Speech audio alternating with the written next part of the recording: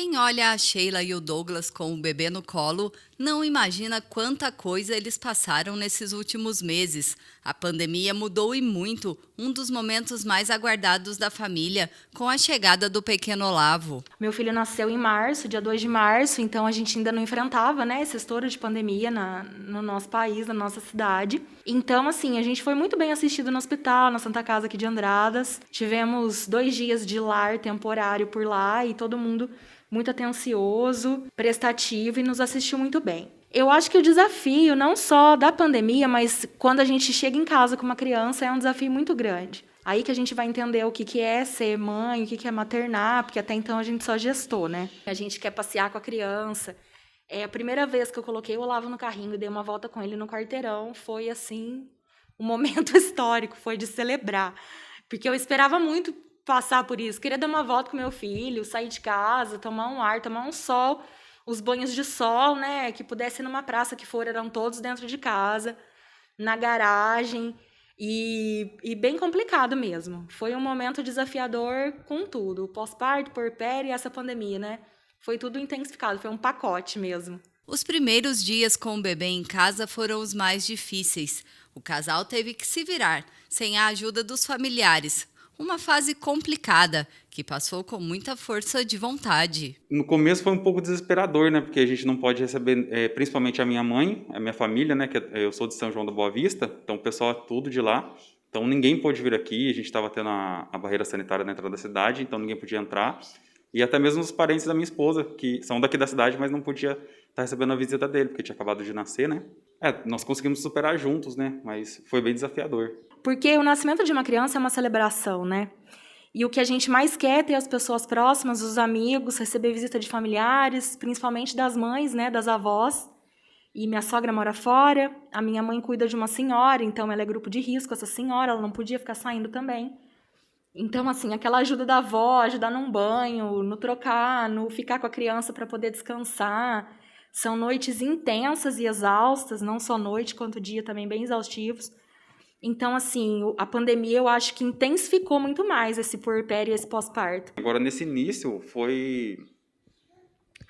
fomos nós dois descobrindo como seria, inclusive, ela me ensinando muitas coisas referente a como cuidar de uma criança, porque eu acho que para a mulher é mais fácil. A mulher sempre, mesmo que ela não tenha tido filho ainda, ela sempre ajudou a cuidar dos irmãos, dos sobrinhos e tal, os primos. Mas para um homem já é mais complicado, Então a gente foi descobrindo junto e ela foi me ajudando bastante. Principalmente minha esposa, ela ajudou muito. Quando ela precisava descansar, tinha que ficar olhando ele um pouquinho. Quando ela, com coisa básica, Usar o banheiro, se alimentar. Porque a criança é totalmente dependente da mãe, o tempo todo. Segundo dados da Unicef, 116 milhões de bebês nasceram ou nascerão sob uma nova rotina por causa do coronavírus, sendo 2 milhões e 300 mil no Brasil. São mães e filhos que viverão uma nova realidade, que inclui o isolamento social, uso de máscara, além de outras medidas para a contenção da doença. Segundo dados da maternidade da Santa Casa, em Andradas nasceram 251 bebês entre março e agosto. Neste período de pandemia, os médicos orientam que é essencial manter as recomendações da Organização Mundial de Saúde para se proteger da exposição ao vírus. A gestante é um grupo de risco porque a gente sabe que tanto a gestante quanto a puérpera, elas têm imunidade mais baixa, então elas são imunodeprimidas, então elas são consideradas grupo de risco para coronavírus. E principalmente quando a gestante tem alguma comorbidade, obesidade, no caso diabetes, hipertensão, então isso fica pior ainda. Então ela tem que se manter isolada.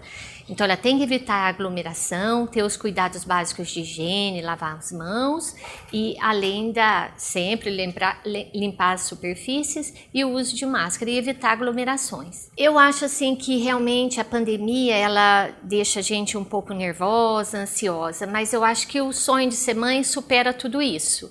E eu acho que juntas a gente vai conseguir vencer isso. Com certeza, as gestantes e mães já estão tomando o máximo de cuidado.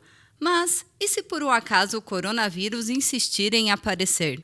Pode amamentar o bebê? Até agora a gente não tem nenhum estudo que fale com que o Covid passe pelo leite materno, desde que ela respeite a higiene, lavar as mãos, o uso de máscaras e lavar as mãos e o álcool gel toda vez que ela pega o bebê, ela pode amamentar. Se depender da Sheila, não há pandemia que impeça a alegria de uma mãe. E ela gostou tanto da experiência que o Olavo pode ganhar em breve um irmãozinho ou uma irmãzinha. Eu cheguei a falar com alguns amigos meus que a maternidade é uma bênção, é um presente, é maravilhoso e eu quero passar por isso mais vezes, né?